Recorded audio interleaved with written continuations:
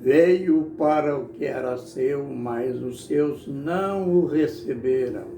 Mas a todos quantos o receberam, deu-lhes o poder de serem feitos filhos de Deus, os quais não nasceram da vontade da carne, nem da vontade do homem, mas de Deus. João capítulo 1, versos 11 e 12. Ministério Pão Vivo, direto ao assunto. Começando uma nova semana, e nesta nova semana, ou ao iniciar esta nova semana, apresentaremos um esboço daquilo que vamos estudar durante a semana.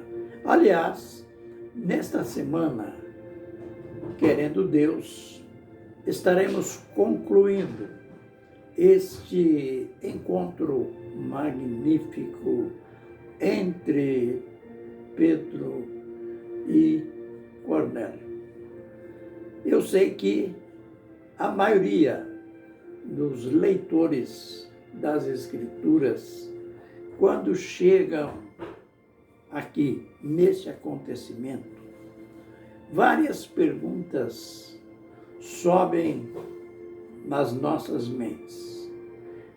Começamos a perguntar: como que Cornélio era gentil, não fazia parte daquele grupo seleto da igreja, os judeus convertidos. Ele estava isolado do grupo apostólico. E, no entanto, a biografia espiritual dele é de um homem salvo, de um homem que já tinha tido uma experiência com Deus, pois se diz no começo da história que ele era temente a Deus, que ele era um homem de oração, que ele fazia esmolas e foi até visitado por um anjo. Aí vem a outra pergunta: por que com um credencial espiritual tão grande assim, tão admirável, ainda precisou de um apóstolo ir em sua casa e descrever o propósito redentor de Deus? E ele recebeu, durante a visita, recebeu o batismo com o Espírito Santo. Ele precisou, apesar de todo este credencial, precisou ser batizado nas águas, que é o que a gente vai ver no final dessa história. Eu posso garantir que no final a gente vai ter a resposta bíblica para todas estas perguntas.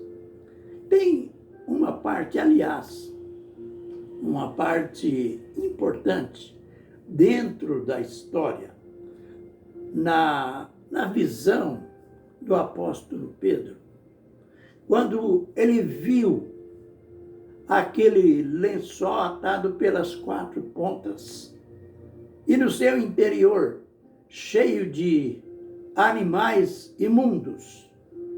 Lembrando que Deus falou com o apóstolo Pedro: mata e come.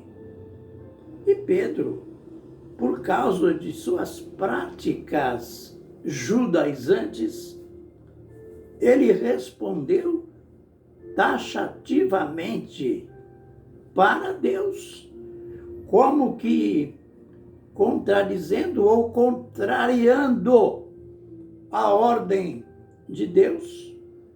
Lembre que a resposta dele foi: Senhor, na minha boca nunca entrou coisa comum ou imunda. Deus replicou: Pedro, não considere comum aquilo que Deus santificou. Bem, Deus estava usando aqueles animais ali da visão apenas como uma figura. Deus não tinha interesse nenhum de tratar ali com animais. Mas Deus estava dizendo, quando Deus disse, não considere comum aquilo que Deus purificou, Deus estava dizendo para o apóstolo Pedro, dizendo para nós hoje, que quem tinha sido já purificado, embora os praticantes da fé não sabiam, embora a religiosidade vigente não reconhecia, mas para Deus, Cornélio já tinha sido purificado, até que antes dele encontrar-se com Jesus, no sentido oficial, no sentido histórico da igreja, nas práticas das ordenanças, para a igreja, de um modo geral, isto não era reconhecido. Nem Pedro sabia disto. Mas Deus já tinha purificado Cornélio. Por isso, estes animais imundos que o apóstolo viu na visão, que falava das nações gentílicas, mas com uma representação direta a Cornélio, quando Deus disse, não considere imundo ou impuro aquilo que Deus santificou. Pedro ia saber mais tarde que Deus estava dizendo que aquele homem, que ele seria ordenado, que o apóstolo receberia a ordem para ir na casa dele, aquele homem, Cornélio, conforme eu já disse, embora não tinha preenchido os requisitos legais da doutrina apostólica, os requisitos legais da igreja, mas para Deus, ele já era um homem santificado, era um homem purificado. As credenciais espirituais dele provam isto. E interessante que lá a gente vai ver passo a passo na semana tudo aquilo que aconteceu ao encontrar Cornélio. Lembre que ele não foi precipitadamente chegando e apresentando a sua pregação, digamos, a sua doutrina, como hoje, às vezes, ou é comum, os pregadores pregarem sem preparo, do seu sermão, do seu estudo. É comum a gente ouvir pregadores perdidos na exposição daquilo que vão pregar.